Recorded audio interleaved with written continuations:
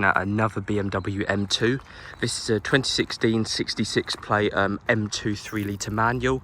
So yeah, obviously just like the other video, as I said, yeah, this car is the M2 and it's a predecessor to the M2 comp. It's a F87 generation code, and these came in either manual or DCT. And yeah, obviously a little bit of insight to the M2. It's first shown on a video game called Need for Speed back in 2015, and then it actually premiered at the North American Auto Show in 2016. So the car was actually like first featured on a video game, which is quite funny. But yeah, obviously really nice. These come pretty decently loaded standard as well. This one's got this black kidney grills. I think the stock ones are normally chrome, but yeah, I think it looks a bit sportier having those black ones on. And you get xenon headlights standard with the Angel Eye DR rails. If I just unlock the car, they might come on. Yeah, they just absolutely look stunning. Flickers on the camera a bit, but yeah, this one's really nice. This is finished in my favourite M2 colour of Long Beach Blue Metallic, which is the M2's original launch colour. And yeah, it just looks absolutely stunning. It's a little bit of a turquoisey blue, but it's primarily blue. It's just absolutely gorgeous. All M2 OG M2s came with 19-inch 437 diamond cut alloys, sort of in this shadow chrome style, and you've got 380 front and 370mm rear cross-drilled M Sport brakes with the M logo embossed onto the caliper, and obviously they're in gloss blue, which is quite nice. Ventilated as well, and like I said, cross-drilled.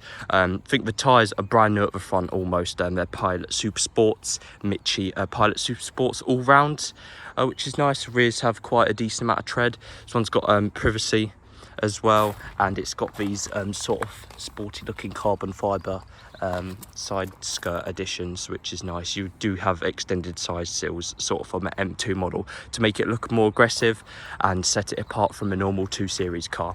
And this one's also got the optional M Performance exhaust system, or at least, yeah, it's got the tips in carbon sleeved tips. You had an option of titanium or carbon sleeved, yeah, sort of bronzy goldy looking carbon sleeving, which looks absolutely wonderful. It's got the M logo as well, just enhances the sound. I've noticed it has a bit more burbles to it, the car. And yeah, this one's also got a gloss black M2 rear badge and the boot lid spoiler, which is sort of standard on all M2 models. It's funny how you get a very basic key still. The best way to sort of know from a key it's an M model is this silver surround. I think if it's blue, it's an M Sport, and if it's red, it's like a Sport or a modern trim or an SE. But yeah, the silver I think denotes that it's for M model. But yeah, you've got a 12-volt socket in the boot and a tyre toolkit. Obviously, you got run flats, or these are high performance tyres for super sports, so I'm not even sure they're run flat. So yeah, you don't get an inflation kit or anything, or any spare wheel. But yeah, just absolutely stunning. The last one I drove was just phenomenal. I have to say, these are probably the best value for money car or sort of cars you can get out there. I actually prefer this to the comp. I think the comp drives a bit stiffer, and yeah, obviously the N55 is a little bit more rated than the S55 due to its sound, and yeah, it's just absolutely gorgeous. You've got Black Dakota leather standard with the M logo embossed onto the front faceplate off the seat there on the top, and blue stitching. You've got long beach blue, not bleach, I keep saying bleach sometimes, but yeah, you've got also additional rear seats as well, which have never been sat in practically. Obviously car's 3 owners, so yeah, I'd say it's relatively low for the age, and it's got full BMW service history, and it's just done last year, so it's not going to need one for quite a while. You've also got a temperature adjustment, 2 sort of vents back here with your temperature and fan, and a 12-volt socket and a bit of storage in the middle, which is nice. Obviously, like I said, all M2s come with Black Dakota leather, which is BMW's just very basic grain of leather. It's full leather, real leather, so very nice. And you've got 2-way extendable cushion and 2-way electrically adjustable bolster support, so the bolsters inflate for a sportier feel. You've got M Sport stainless steel tread plates, and you've got carbon matte weave trim on all M2 models, which is nice, and sort of leather clad Dakota arm rest there with an Alcantara door panel with a carbon, which is just absolutely stunning. I've always loved this LCI F series steering wheel as well, which is like the 2016 onwards sort of for all BMW's steering wheel. It looks a lot nicer than that old one they had. I thought it didn't look as nice, to be honest, but yeah, let's just start it up real quick. What I like as well is on the BMWs, so this one's got a 66 plate, just like the 17 plate one I reviewed. It's got the older style dials, which I prefer over the black panel display ones, which sort of look like they're digital, but they're not really on the later cars. But yeah, it's obviously very nice. You got your speed there, but I like to put it on the temperature, obviously when I know where the speed limit is. But yeah, this one's shown in the middle, so it means it shows okay, so it means it's warmed up and ready to be driven a little bit hard or relatively strong, up to 3 or 4k. But yeah, normally it just says cold. I wouldn't drive it when it's in the blue bar personally.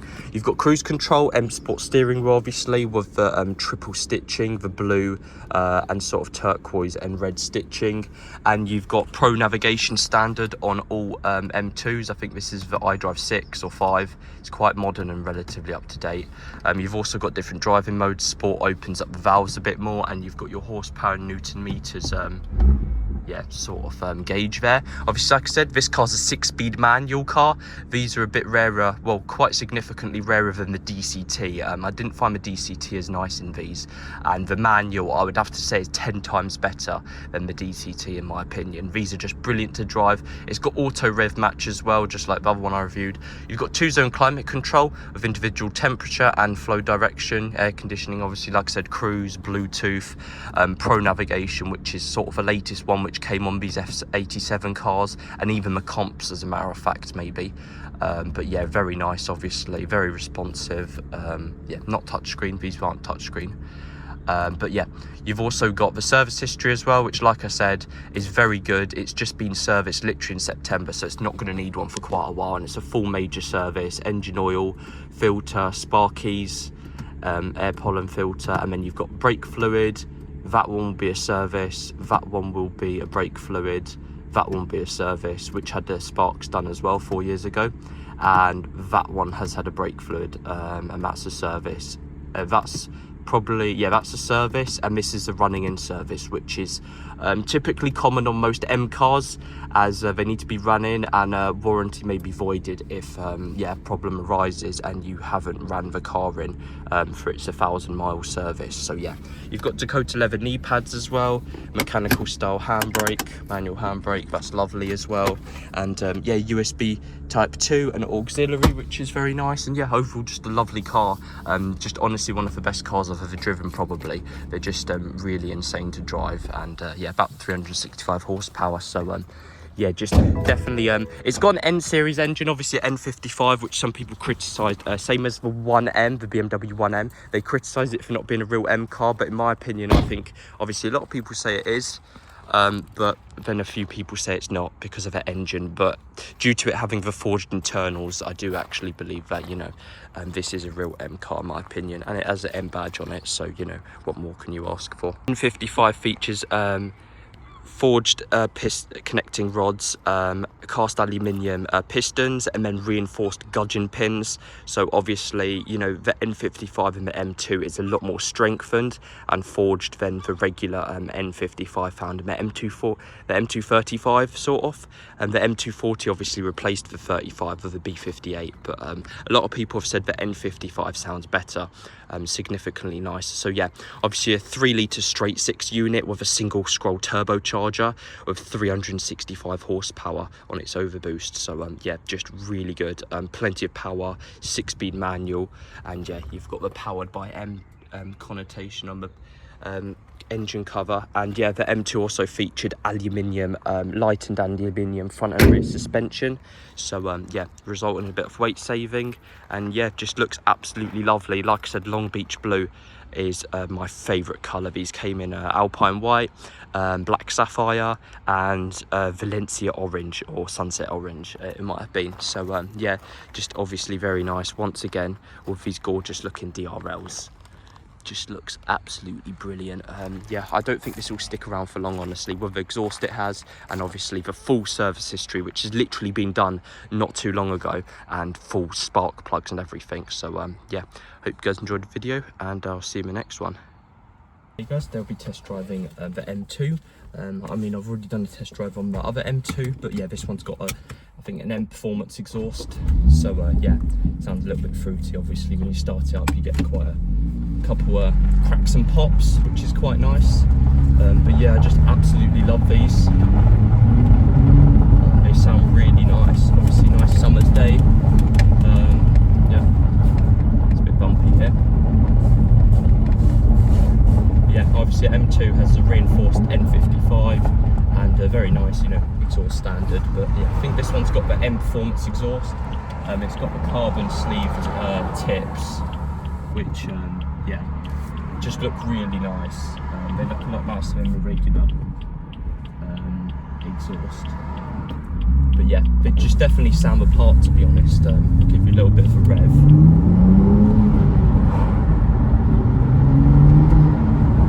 Lots of cracks and pops when you lift off after high revs, which is quite nice as well.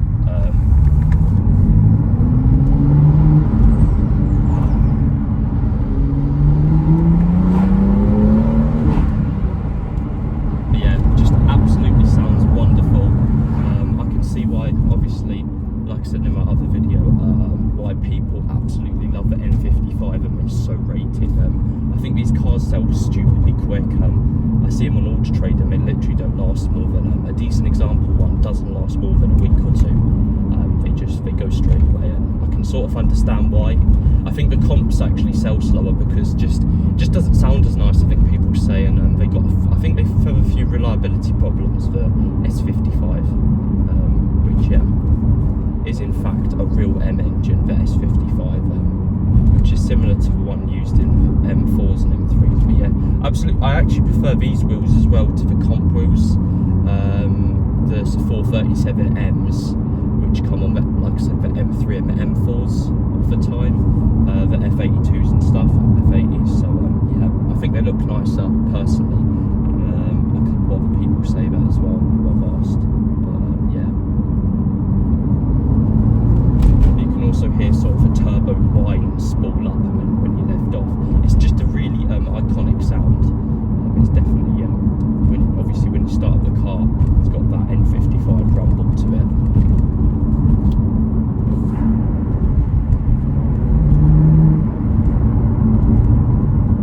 Yeah, they definitely sound apart, and they're brilliant, honestly.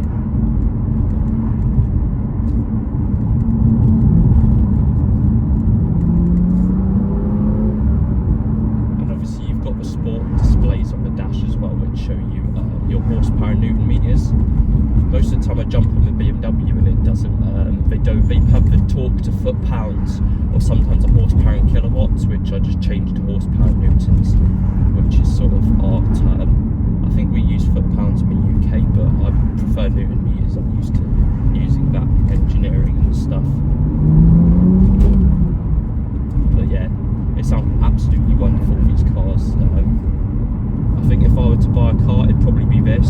I personally wouldn't have a BMW, but just because of the sound alone and the drivetrain, I'll probably get one. I'll probably have to get one because, yeah, it just sound unparalleled. I was originally thinking of getting a Cayman, to be honest, but having driven manual, I'm not as impressed with that as this personally. But yeah, I guess it's all down to preference.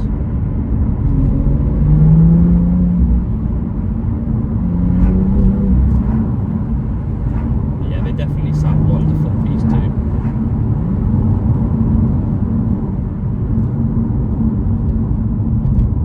Yeah, like I said, Long Beach Blue, I literally don't think this will stick around for long because just, you know, it's relatively low owners. We like to buy a bit lower, but yeah, this is definitely nice as well with full history and just having the sparkies done. And yeah, it was serviced not more than like a few months ago, so, and it's every 2 years on BMWs.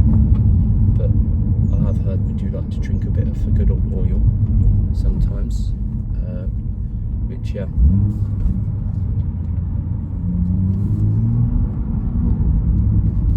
does sound wonderful. But yeah, hope you guys enjoyed the test drive, and see you in the next one.